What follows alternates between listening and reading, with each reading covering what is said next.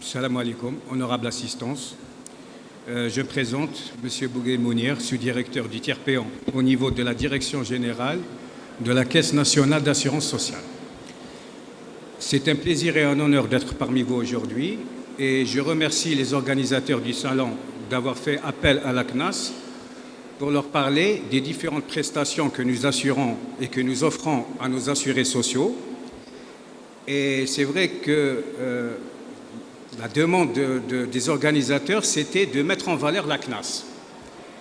Donc ça nous a fait plaisir de présenter cette communication. Alors le titre de cette communication, c'est la CNAS, un acteur incontournable dans la prise en charge sociale des citoyens.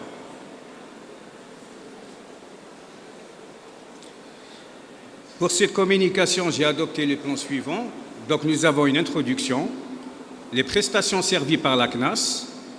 Nous allons parler du conventionnement avec les partenaires conventionnés, les réformes dans notre système de sécurité sociale. Nous allons parler du système Chifa et il y aura une conclusion. Donc le droit social, branche du droit privé, regroupe l'ensemble des règles régissant les relations individuelles et collectives de travail, la protection sociale des individus et la lutte contre l'exclusion sociale, donc la prise en charge des démunis. Il comporte le droit du travail, le droit de la sécurité sociale et le droit de l'action sociale. Donc, comme je suis le représentant de la CNAS, évidemment, je vais vous parler de notre axe qui est le droit à la sécurité sociale. Je ne suis pas encore habitué, madame. Pardon. Alors, c'est plutôt comme ça, voilà. Alors, le droit de la sécurité sociale définit les règles relatives à la reconnaissance de la qualité d'assuré social, la nature et le montant des cotisations, la nature et le niveau des prestations auxquelles les assurés sociaux ouvrent droit. Il définit donc les conditions dans lesquelles les assurés sociaux sont couverts en cas de survenance d'un risque social. Les systèmes de sécurité sociale de par le monde offrent une protection sociale variable dans leur champ d'application personnel ainsi que dans la nature et l'étendue des risques couverts et des prestations qu'ils servent. En ce qui concerne le système de sécurité sociale dont s'est dotée l'Algérie, c'est un système complet répondant aux normes internationales puisqu'il couvre toutes les branches de la sécurité sociale telles que sont définies par la norme numéro 102 du 28 juin 1952 de l'Organisation internationale du travail. Alors, les branches couvertes par la sécurité sociale, donc comme je vous l'ai dit, c'est toutes les branches qui ont été définies par l'Organisation internationale du travail, c'est les assurances maladie, maternité, invalidité et décès. Nous avons les accidents du travail et les maladies professionnelles. Nous couvrons aussi l'assurance vieillesse. Donc, quand je parle, c'est les organismes de sécurité sociale. Donc, il y a d'autres organismes qui sont en charge de la protection sociale. C'est l'assurance vieillesse et les survivants. Et nous avons les prestations sociales, les prestations familiales, même si elles sont à la charge de l'État. Et nous avons l'assurance chômage. Donc, il faut savoir que les fondements du système de sécurité sociale algérien sont basés sur les principes suivants. C'est l'unicité de couverture pour tous les assurés sociaux, uniformisation des avantages et des conditions d'accès et l'unicité de financement par une cotisation globale. En ce qui concerne l'ancrage juridique, donc ces principes sont repris dans les lois fondamentales qui sont les suivantes. Nous avons la loi 83-11 du 2 juillet 1983 relative aux assurances sociales, modifiée et complétée par le décret législatif 84-04 du 11 avril 1994 et l'ordonnance 96-17 du 10 juillet 1996 et la loi du numéro 801 du 23 janvier 2008 et la loi 11-08 du 5 juin 2011. Nous avons aussi la loi numéro 83-12 relative à la retraite modifiée et complétée. Nous avons la loi 83-13 relative aux accidents de travail. Nous avons la loi 83-14 relative aux obligations des assujettis en matière de sécurité sociale et la loi 08-08 relative aux contentieux en matière de sécurité sociale. Donc ces différentes lois sont complétées par des décrets exécutifs ainsi que par des arrêtés interministériels et ministériels qui en explicitent les modalités de mise en œuvre de certaines de leurs dispositions. Donc, si vous permettez maintenant, je vais essayer de vous faire un aperçu sommaire des prestations que nous servons. Donc, nous avons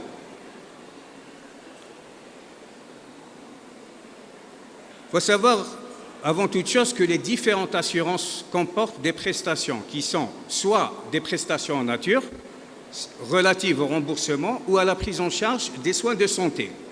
Et nous avons les prestations en espèces destinées à remplacer le salaire perdu et versé sous la forme d'indemnités journalières, de pensions, de rentes ou d'allocations. Donc nous commençons avec l'assurance maladie. Pour l'assurance maladie, nous avons des prestations en nature et nous avons des prestations en espèces. Donc, grosso modo, pour les prestations en nature, nous avons les frais médicaux, chirurgicaux, les frais pharmaceutiques, les frais d'hospitalisation, l'appareillage, la rééducation fonctionnelle, les cures thermales, le transport sanitaire, les prestations liées au planning familial, des frais de déplacement sous certaines conditions. Pour ce qui est des prestations en espèces, donc, ils sont versés sous forme d'indemnités journalières lorsque l'assuré social doit interrompre son travail pour raison de maladie. Une indemnité journalière est servie pour chaque jour ouvrable de la période d'arrêt de travail effectif, couverte par la prescription médicale et justifiée par le contrôle médical. En ce qui concerne l'assurance maternité, idem, nous avons des prestations en nature et des prestations en espèces. Donc, toutes les prestations en nature liées à la maternité sont remboursées à 100%. Pour le congé maternité, c'est 98 jours, à 100% bien entendu, donc à raison de 14 semaines, soit 98 jours. Pour l'assurance invalidité, idem, nous servons une pension d'invalidité et nous classons les invalides en 3 catégories. Nous avons la première catégorie, c'est les invalides capables d'exercer une activité salariée.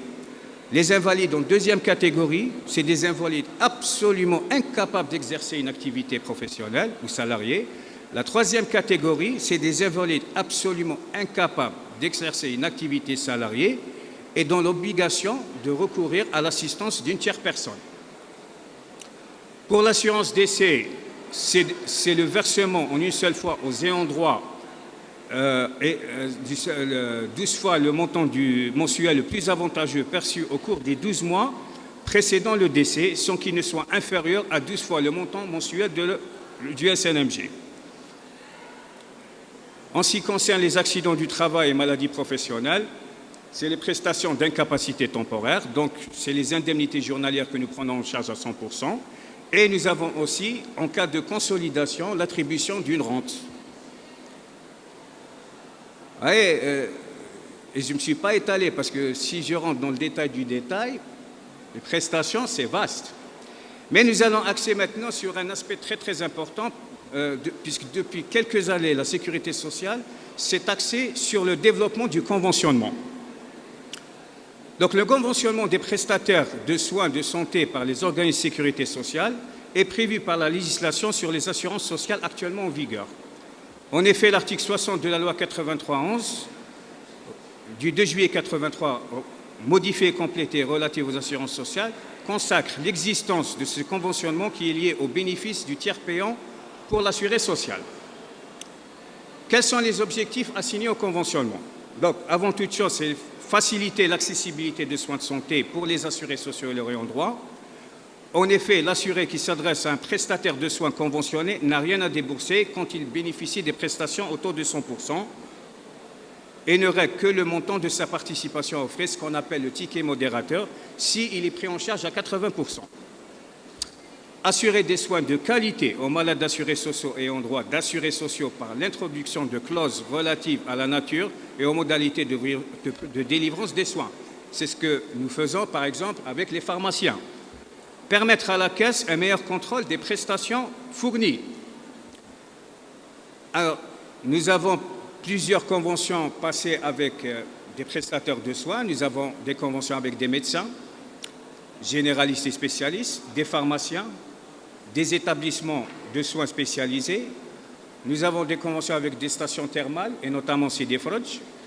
les cliniques de maternité. Nous avons des conventions avec des CMS ou des mutuelles, des centres d'hémodialyse. Nous avons des conventions avec des cliniques de chirurgie cardiovasculaire. Et là, si vous permettez, je vais revenir brièvement sur les réformes de notre système de sécurité sociale. Alors, pour assurer son renforcement et sa pérennisation, un vaste programme de réformes a été engagé, visant la modernisation du système par l'introduction de nouvelles technologies. Donc, nous avons uniformisé nos bases de données et nous avons instauré le système Shifa. Pour les réformes aussi, et ça c'est un axe très important, c'est l'amélioration de la qualité des prestations par la facilitation de l'accès aux soins, l'humanisation et la densification de nos centres de paiement. Et aussi, ça c'est très important de le signaler aussi, c'est la préservation des équilibres financiers par la rationalisation des dépenses ainsi que le renforcement du recouvrement des cotisations de sécurité sociale.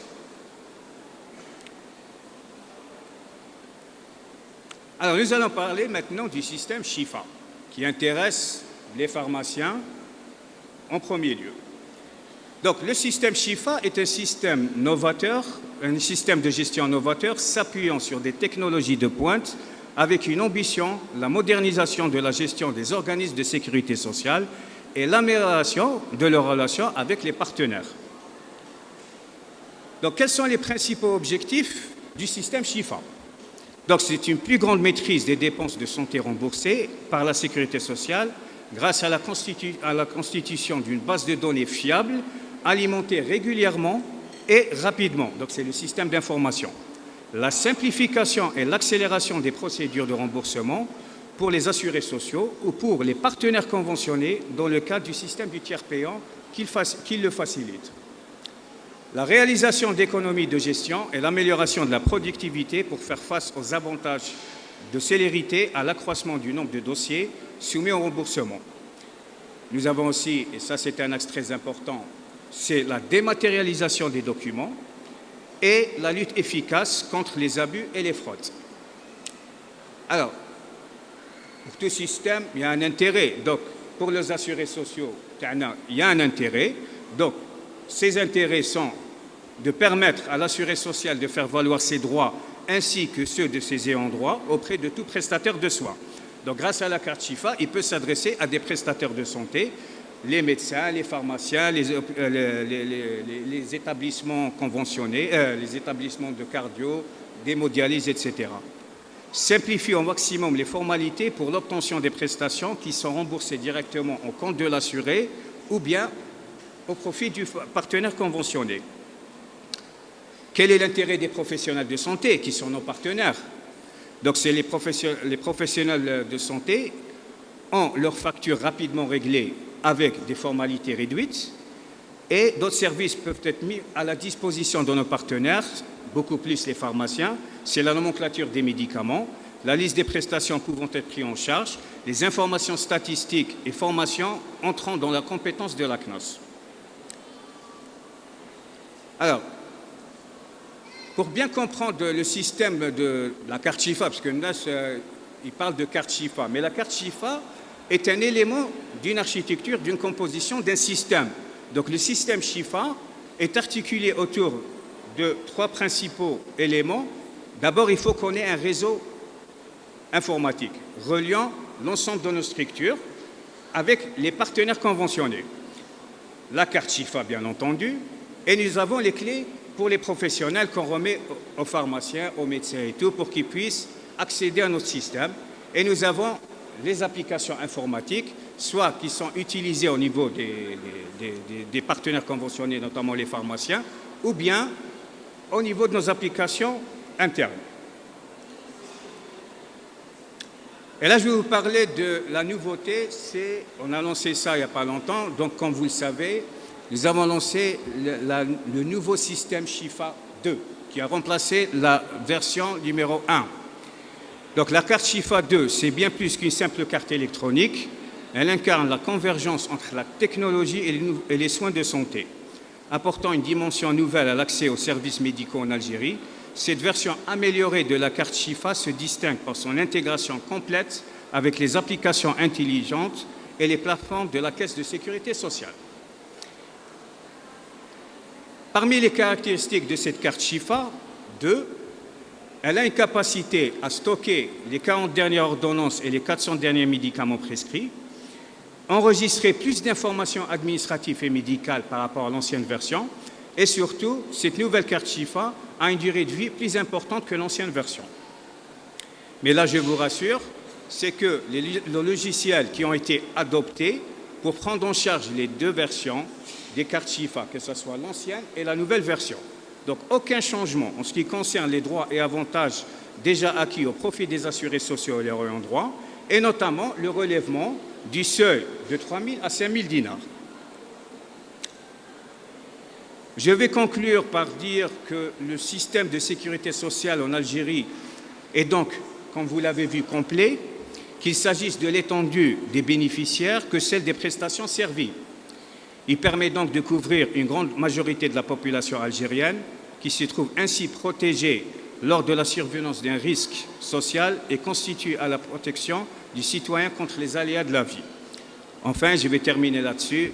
Je pense que la CNAS contribue à la préservation de la santé de bénéficiaires. Et je vous remercie pour votre attention. Merci beaucoup. Merci, Monsieur Bougrine.